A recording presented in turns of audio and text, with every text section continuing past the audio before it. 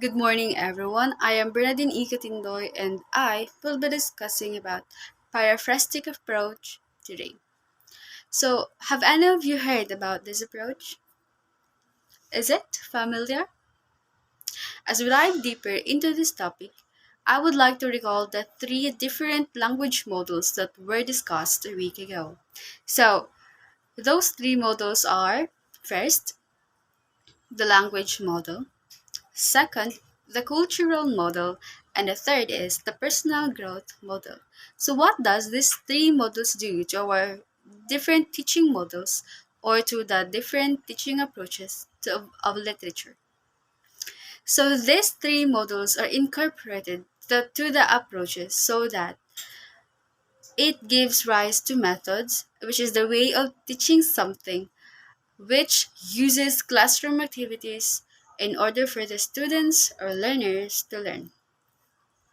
So let us now define what is paraphrastic approach.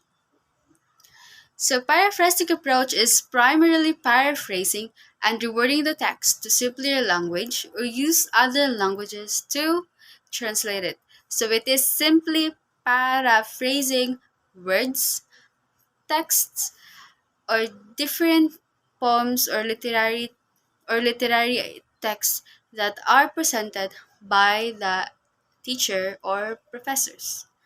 So what does we mean when we say rewording? It is changing the complex word into another simple version of that word so that the students can understand what does it mean. So translating into another language is like when the text is in English version and the student finds it difficult to understand, then the teacher himself or herself will translate it into another language. So it can be the first language of that country or of that region for the students to understand the literary texts.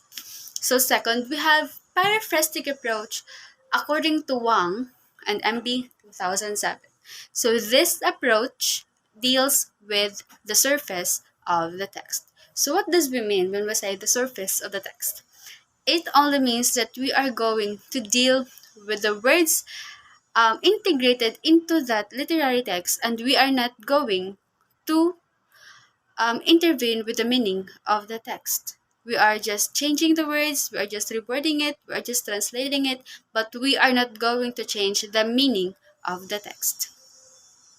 So it is also known as translation approach because teachers retold stories according to rewording. So just like what I've mentioned earlier, it is paraphrastic approach is translating it into another language is one way for the teachers to the students so that they will understand the text. So next we have what Rosalie 1995 said. So he asserts that it allows teachers to use simpler words and sentence structures compared to more complicated ones in texts. Sometimes the teacher translates it into another language. So this paraphrastic approach is another way of teaching strategy in literature that so that the learners can understand or comprehend the text fully. So we can deny it that there are hard phrases or there are difficult words included in literary text it because literature is another way of defining the culture of a country. So there are so many difficult words incorporated in that text. So that's why translating it into another language is one way for the students to comprehend the literary text itself. So teachers use simple or less complex sentence structure to make the original text easy to understand. So that is according to Divisar 2014. So I have here some examples of a paraphrastic approach to some literary text. So we have example number one. So as you can see, there is an original text presented here, and there is also a paraphrased form presented on the slide as well. So the original text states that a black, unmarked van had skidded to a stop in the street below. Out of the van flowed a team of men, all dressed in black, uniforms with circular green medallions on their left shoulders. They gripped automatic rifles and moved with fierce military efficiency. So that is the original text. So let us now go to the paraphrased form of the original text itself. So the paraphrased form is a black, unmarked van took a sudden drift on the street below. From the van came a team of men dressed in black uniforms with circular green medallions on their left shoulders. They took automatic rifles and moved with aggressive military efficiency. So as you can see, there is the original text and the paraphrased form. So as what I have read or what you have read as well, what have you noticed between the two? So as you can see, I have changed some of the difficult words from the original text and changed it into another simple version of that word. Just for paraphrasing words, we can also look some synonyms of that word in order for us to have a simpler version of that word or phrase. So that is for example number one. So we are now going to example number two. So example number two, we also have original text and the paraphrased form of the original text. So the original text states that the sudden arrival of the Black Death, while horrific, had effectively thinned the human herd, creating an abundance of food and opportunity, which, according to many historians, had been a primary catalyst for bringing about the Renaissance. So that is the original text. Let us now go for the paraphrased form of it. So the unexpected appearance of the Black Death, while it is scary, had effectively lessened the number of humans, making plenty of food and opportunity, which according to many historians became the birth of Renaissance. So that is the second and last example of my report. So as you can see, there are also some difficult words in the slide, and I I seek or look some synonyms of that words, and I put it for the paraphrased form. So I am the only one. So I am the one who paraphrased that text. So these examples or the original text are taken from the book Inferno, which is written by Dan Brown. He is also the author of The Lost Symbol. So the examples that I gave to you are an example of what we call rewording, which is included in the definition of the paraphrastic approach earlier.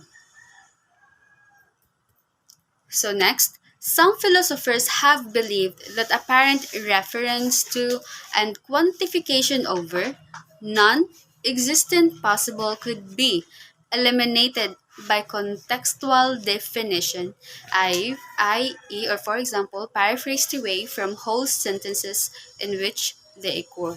So, possible individuals and possible words would then be treated as façon de parler, which is an American pronunciation of that phrase, and from French, meaning way of speaking, manner of speech. So façon means way, while parler means speak. So façon de parler is a turn of phrase of the word which is ought to be taken away from the text and can be treated as an expression, as an convenience of expression only. So before leaving the slide, I would like to leave some tips for paraphrasing literary text. So it does not mean that we paraphrasing words or paraphrasing literary texts are about word by word, changing synonyms. Changing complex words into the more simpler of it is not the only way alone. But we can also have um, we can also have remove some words or articles from that paragraph or text and paraphrase the whole paragraph. But and also it can also be for us future educators. We can also translate it into another language for our students to understand our teachings as well. So not only by word, but as well as we can remove some words or articles that are included in the contextual definition, but not the meaning of it. We are not going to intervene the meaning of that text. So I have prepared also some key points to remember of paraphrastic approach. So we have here surface meaning of the text from as what Wang and Embe state 2007 stated. So just like what I've mentioned earlier, these are dealing with the words alone. We are not going to deal with the meaning of the text or literary text. So paraphrase, it can be rewording, changing the complex words into simple words, or translating it into another language. So we also have reword the story in simpler language. My examples presented are examples of rewording literary text.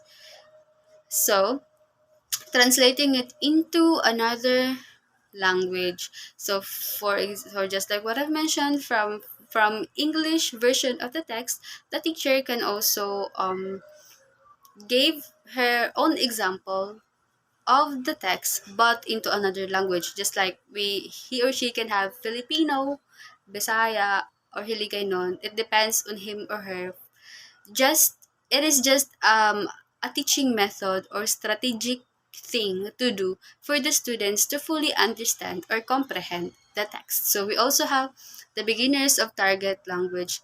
Why? Because we are going to incorporate to them the language proficiency and have the skills of reading and paraphrasing literary text. Not just the students can enhance their vocabulary, but the teachers or educators as well. So I would like to add some definition of it. So paraphrastic approach is the most favored among the approaches. Why? Because it is very easy to understand, it is very easy to do, and it is very easy for the students to apply it to some literary text. Some some students or some teachers annotate this first before paraphrasing a literary text. An example of an activity for paraphrastic approach is that the students are asked to read some paraphrased form of text coming from different articles, different journals, or different books. And by that, they are going to retell the stories in their own words. So that is an example of an activity for paraphrastic approach. So that concludes my report for today. This is Bernadine Ikatindoy. Thank you so much for listening.